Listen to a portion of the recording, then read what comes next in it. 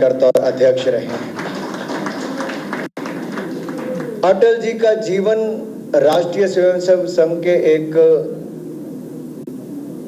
कार्यकर्ता के रूप में शुरुआत हुई। वो एक अच्छे लेखक थे, अच्छे कवि थे, अच्छे विचारक थे, एक ऐसा व्यक्ति जो ओजस्वी वक्ता भी था, जिनके भाषण के मुरीद पूरे देश भर में थे। लेकिन अगर आज हम अटल जी के 100 वर्षों पर उनको याद करें तो हमें क्या याद आता है? एक ऐसा व्यक्ति जिनकी मृत्यु के समय, अगर आप उनकी मृत्यु से 10 साल पीछे मुड़ के देखेंगे तो लगभग 8-10 साल वो गंभीर रूप से बीमार रहे। लेकिन जिस दिन उनकी मृत्यु हुई, मैं एम्स से लेके उनके घर तक साथ में गया, उनके घर से लेके सदैव अटल स्थल तक साथ में गया।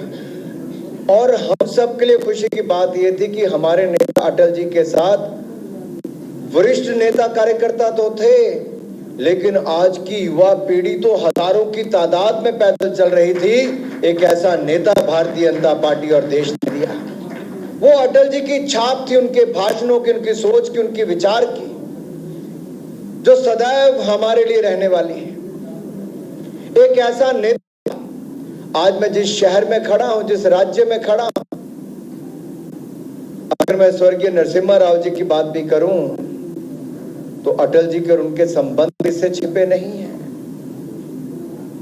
एक दूसरे के प्रति जो मान सम्मान उनमें था, लेकिन नरसिम्हा राव जी के लिए उनकी पार्टी ने क्या किया आज मैं इस समय नहीं कहना चाहता, लेकिन जो सम्मान हमारी पार्टी ने, अटल जी ने उनको दिया।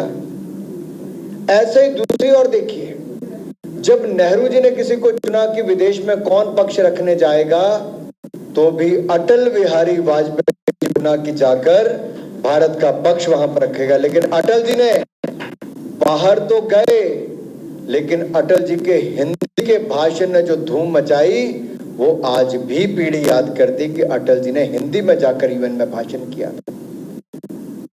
यही नहीं, आप याद करिए इमरजेंसी का समय। ये इमरजेंसी किसने थोपी थी? ये इंदिरा गांधी जी ने थोपी थी। कहा जा रहा था कि हमारे लोग मीसा में, हमारे कॉर्पोरेटर साहब और बाकी लोग जेल में रहे। ये कांग्रेस ने अत्याचार किया था, लोकतंत्र की हत्या कांग्रेस ने की थी। हमारे नेताओं ने, अटल जी जैसे नेताओं ने जेल में रहकर भी सदा आवाज उठी। और आज डॉक्टर भीमराव अंबेडकर जी, जिनको कांग्रेस ने भारत रत्न नहीं दिया, पंडित नेहरू जी ने अपने लिए भारत रत्न ले लिया, इंदिरा जी ने अपने लिए भारत रत्न ले लिया, राजीव गांधी जी को कांग्रेस ने भारत रत्न दे दिया, लेकिन डॉक्टर अंबेडकर को नहीं दिया। जब वीपी सिंह जी की सरकार बनी, अटल जी ने समर्थन दिया और अटल जी ने निवेदन किया कि डॉक्टर अंबेडकर को भारत रत्न देना चाहिए। ये भारतीय जनता पार्टी के समर्थन से मिला।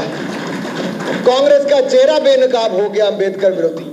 कांग्रेस एससी, एसटी, ओबीसी विरोधी रही है, अंबेडकर से घृणा करती रही, अंबेडकर चुनाव हराने में जाती रही।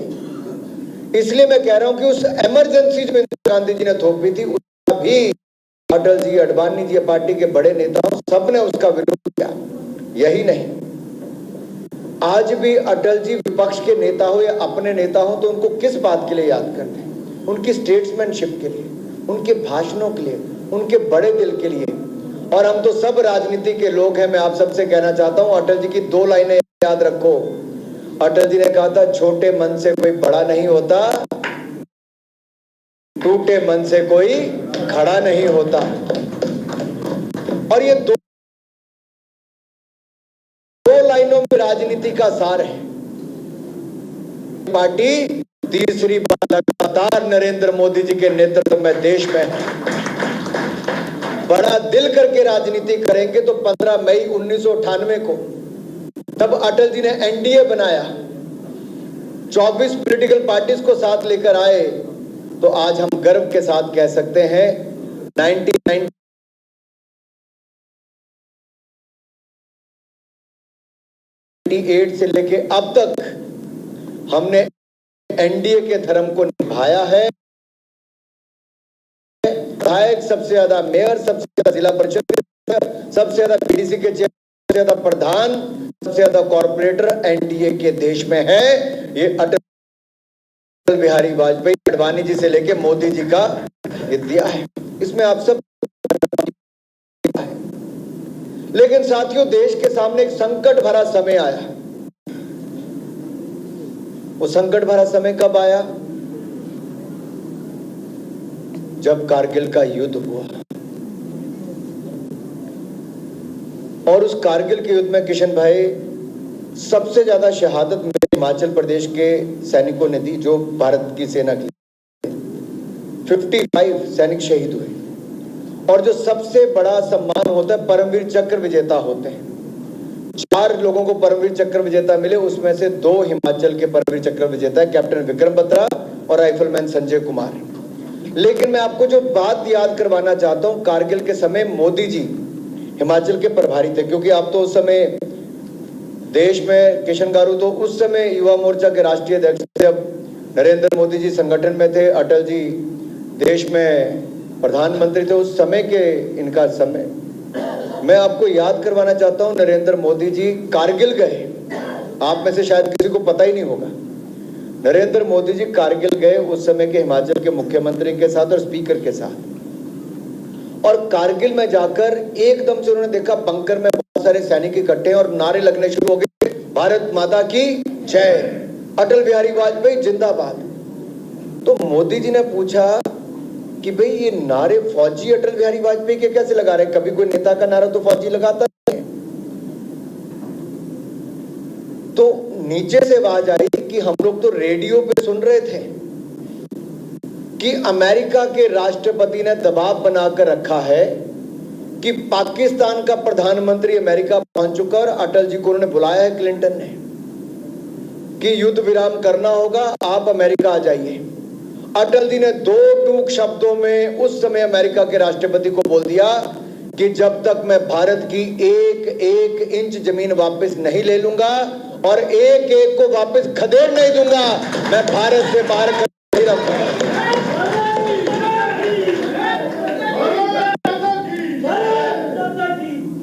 भारत माता की 2 ही लोग नारे लगाएंगे, सब लगाए भारत माता की, भारत माता की, अटल बिहारी अमर रहे, अटल बिहारी अमर रहे, अटल बिहारी अमर रहे। आप सोचिए उस समय सेना पर जो हमारे जवानों के अंदर जुनून होगा, आग होगी, कितनी बढ़ गई होगी कि मेरा देश का प्रधानमंत्री मेरे साथ खड़ा है, मैं देश के लिए कुछ भी करने के लिए तैयार हूं।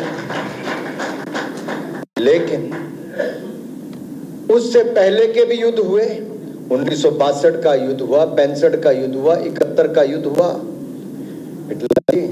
उस समय कोई बॉडी वापस नहीं आती थी अगर शहीद हो जाता था। क्यों किशन गारू? ऐसा ही था, कोई वापस नहीं आती थी, उनकी अस्थियां वापस आती थी या उनकी कोई ट्रंक रह जाता था वो वापस आता था। पहली सरकार भारत ने देखी जब अटल बिहारी वाजपेयी जी ने उनका बॉडीज, उनके पार्थिव शरीर पूरे सम्मान के साथ वापस भिजवाया, उनके परिवार को पेट्रोल पंप, गैस एजेंसी दी और लाखों रुपए मदद के रूप में दिया, तो अटल बिहारी वाजपेयी की सरकार ने दिया। फौजियों का सम्मान भारतीय जनता पार्टी ने किया। और आज मैं गर्व के साथ कह सकता हूं, नरेंद्र मोदी जी ने 1 रैंक 1 पेंशन जो कोई नहीं कर पाया, वो नरेंद्र मोदी ने करके दिखाया। अटल जी का नाम दूसरी बात के लिए जो जाना जाता है, मुझे आज भी याद है, मैं अमेरिका में पहली बार 1997 में गया। उस समय भारत के आजादी के 50 साल हुए, तो एक न्यूज़पेपर ने लिखा था, India celebrates golden jubilee, country of beggars and snake charmers, यानी कि सपेरों और भिखारियों का देश अपने आजादी के 50 साल मना रहा है। और मेरी उम्र कुछ भी नहीं थी, मेरे इतना प्रेशर आया कि मेरे देश की छवि क्या है बाहर। लेकिन 2 साल के अंदर क्या बदला? 2 साल के अंदर अटल बिहारी वाजपेयी की सरकार बनी और पोखरण विस्फोट किया, भारत न्यूक्लियर पावर बन गया। और उसी अमेरिका की अखबार ने लिखा, India becomes the nuclear power. India का नाम उन देशों में आकर खड़ा हो गया जिनके पास न्यूक्लियर वेपन थे, ये अटल बिहारी वाजपेयी और हमारे साइंटिस्ट ने करके दिखाया साथियों। इसलिए अटल जी ने कहा, जय जवान जय किसान जय विज्ञान। जय जवान जय किसान, ये लाल बहादुर शास्त्री ने कहा था। अटल जी ने जय जवान जय किसान और जय विज्ञान, और हमारे देश को आगे लेके। आज मैं हैदराबाद सिकंदराबाद यहां पे खड़ा होकर कहता हूं, अगर अटल बिहारी वाजपेयी की आईटी पॉलिसीज नहीं आती, इंफॉर्मेशन टेक्नोलॉजी की, तो हैदराबाद में वो नहीं होता। ये अटल जी की सरकार उस समय की है जो टेलीकॉम रेवोल्यूशन से लेके बाकी सब लेकर आए, और आज आप सबके हाथों में मोबाइल फोन से लेके बाकी सब और घर घर इंटरनेट की सुविधा है। तो अटल बिहारी वाजपेयी की एक बहुत बड़ी योगदान है साथियों। ये रोजगार जब मिला, चंद्रबाबू नायडू जी ने इसको और आगे बढ़ाने का काम किया, यहाँ पर सब कुछ लेकर आए। हम गठबंधन का ही हिस्सा थे तभी संभव हो पाया। और याद करिए थोड़ा पीछे जाके, मैं पहाड़ों से आता हूं। हमारे यहां तो पहाड़ से नीचे उतरना पड़ता है, 3 किलोमीटर नीचे जाकर तब मेन रोड आती है। लेकिन अटल बिहारी वाजपेयी हिमाचल को अपना दूसरा घर मानते थे। हिमाचल क्या, देश के लाखों गांव को प्रधानमंत्री ग्रामीण सड़क योजना दी तो अटल बिहारी वाजपेयी ने दी। गांव गांव को सड़कों से जोड़ा, गांव गांव को सड़कों से जोड़ा। और याद करो, गांव के बच्चे हों या आपके, आप देखिए तेलंगाना तो उस समय नहीं था, आंध्रा ही था ये पूरा। तो यहाँ पे भी गांव गांव में बच्चे बाहर बैठ के पढ़ते थे, स्कूल के कमरे नहीं। अटल जी ने सर्व शिक्षा अभियान लेकर आए और स्कूल के बच्चों को कमरे और बेंच देने का काम किया और वर्दी देने का काम अटल बिहारी वाजपेयी की सरकार ने किया साथियों। ये बदलाव लेकर आए, and that is why BJP is known for good governance and development model, यानी कि सुशासन और विकास के लिए भारतीय जनता पार्टी जानी जाती है। आज उसी को स्केल अप करने का काम और नई दिशा देने का काम नरेंद्र मोदी जी ने किया है। आप याद करो, कांग्रेस ने 60 साल राज किया, केवल 2 एम्स बनाए कांग्रेस ने। अटल जी ने 5 नए एम्स केवल 6 साल में बना दिए, 2 से 7 कर दिए, और नरेंद्र मोदी जी ने आके 7 से 24 एम्स कर दिए, 24 एम्स कर दिए हैं। आपको याद है जनसंघ के पहले अध्यक्ष कौन है? कौन है जनसंघ के पहले अध्यक्ष? डॉक्टर श्यामा प्रसाद मुखर्जी। और भाजपा के पहले अध्यक्ष श्रद्धेय अटल बिहारी वाजपेयी। और ये दोनों लोग इकट्ठे कब गए? ये जम्मू कश्मीर गए। जम्मू का बॉर्डर है, वहां से जब अंदर गए तो डॉक्टर श्यामा प्रसाद मुखर्जी ने अटल जी से कहा कि मेरे साथ क्या करेंगे? हम एक देश में 2 निशान, 2 विधान, 2 प्रधान नहीं चलने दे सकते, हमें इसके खिलाफ लड़ना है। अटल जी साथ में गए, और जब उनको गिरफ्तार किया तो उन्होंने अटल जी को वापस भेजा कि पूरे देश में संदेश दो कि मुझे गिरफ्तार किया है, मेरे साथ न जाने क्या करेंगे, लेकिन हमें एक देश में 2 निशान, 2 विधान, 2 प्रधान नहीं चाहिए। धारा 370-35 को हटाना है। हमारे जनसंघ के अध्यक्ष, हमारे भाजपा के अध्यक्ष का सपना और भारत का सपना नरेंद्र मोदी ने पूरा किया, 370-35 को खत्म करने का काम। आज मैं सब बातें इसलिए कर रहा हूं क्योंकि यहां पर नया कार्यकर्ता भी है, पुराना भी है, नए लोग पार्टी में, उनको भी बता रहा हूं, हम वो राजनीतिक दल हैं जो उस विचार से शुरू हुए और उस विचारधारा को आगे बढ़ाकर आज उनको पूरा करने का काम किया, तो भारतीय जनता पार्टी ने किया है। यही नहीं साथियों, और मैं आपको बताऊं, मेरा जब किशन भाई, जब मैं 14th लोकसभा में पहली बार एमपी बना तो अटल जी उसके सदस्य थे, अडवाणी जी भी उसके सदस्य थे। 2008 में यूपीए की सरकार ने कैश फॉर वोट स्कैम किया, बैग भर भर के पैसे बीजेपी के कुछ नेताओं को दिए वोट खरीदने के लिए। ये यूपीए की कांग्रेस की सरकार है, लेकिन याद करो अटल बिहारी वाजपेयी को, जिन्होंने कहा था मैं वोट खरीदूंगा नहीं, सरकार बचाने के लिए भी मैं गंदी राजनीति नहीं करूंगा, और उनकी 1 वोट से सरकार गिर गई, उन्होंने गिरने दी। खरीद फरोख्त में अटल बिहारी वाजपेयी कभी शामिल नहीं हुए। ये अटल बिहारी वाजपेयी है साथियों, अटल बिहारी वाजपेयी है। ये अंतर बता रहा हूं, इमरजेंसी लगाने वाली कांग्रेस, वोट खरीदने वाली कांग्रेस, अंबेडकर का अपमान करने वाली कांग्रेस, 370 लगाने वाली कांग्रेस और इन सारी कुरीतियों से निजात दिलाने वाली भारतीय जनता पार्टी और हम उसके नेता श्रद्धेय अटल बिहारी वाजपेयी को याद करें। इसलिए हमें गर्व होना चाहिए हम किस पार्टी के सदस्य हैं। अटल जी की सरकार में भी कोई आरोप नहीं लगा पाया, मोदी सरकार में भी कोई आरोप नहीं लगा पाया। साथियों, बहुत सारी बातें हैं जिसको मुझे कहना है। जब हमारी एक काउंसलर बहन ने यहाँ पर अटल जी की कविता पढ़ी, मैं तो थोड़ा भावुक हो गया। और उसके बाद जब अब गाना गाया और हम सब लोग ऐसा खो गए थे उस गाने में, इससे पता चलता है कि अटल जी की कविताओं से लेकर उनके भाषण से लेकर उनके व्यक्तित्व की छाप एक सामान्य व्यक्ति के ऊपर कितनी है। सदैव Atal Bihari Vajpayee was not an individual, he was an institution. वो केवल एक व्यक्ति नहीं, एक संस्था थे। और हमें अटल जी के विचारों को आगे लेकर जाना है, आगे बढ़ाना है और मुझे पूर्ण विश्वास है हम उसके सबके साथ न्याय कर पाएंगे। मैं ज़्यादा समय नहीं लेना चाहता क्योंकि आप सब ने बहुत शानदार आज कार्यक्रम भी किए। मैं इतना ही कहूँगा साथियों, आज भारत के पास हम उस पड़ाव पर खड़े हैं जो किसी भी देश के जीवन में आता है, मेक और ब्रेक है।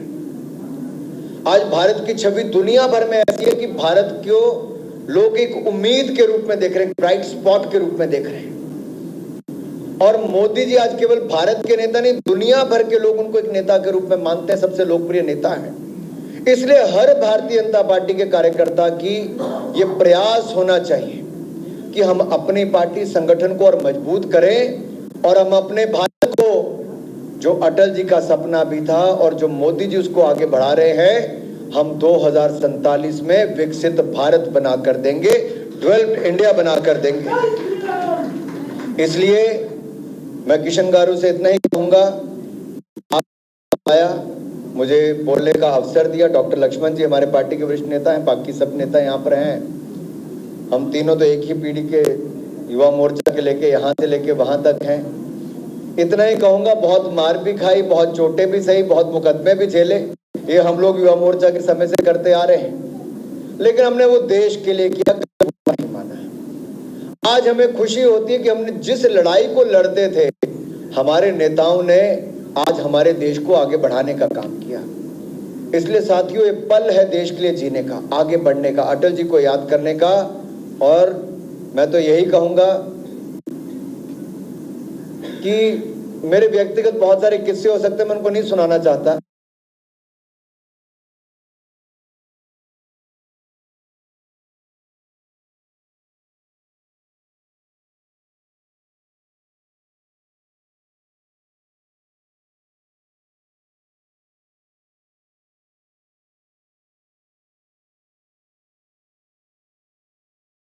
क्योंकि अटल जी हिमाचल बहुत आते थे, तो हम लोग कार्यकर्ता के रूप में कहां से कहां तक पहुंचे हैं। सब लोग, सबकी अपनी यादें हैं। मेरा एक निवेदन आपसे है, पूरे तेलंगाना में अटल जी का जहां जहां जाना हुआ, हमें उन स्थानों पे बड़े कार्यक्रम भी करने चाहिए। जहां जहां प्रधानमंत्री ग्रामीण सड़क योजना की सड़कें पहुंची, हम वहां पे भी कुछ करें। हमें अटल जी को आज की पीढ़ी तक कैसे पहुंचाना है और यहाँ पर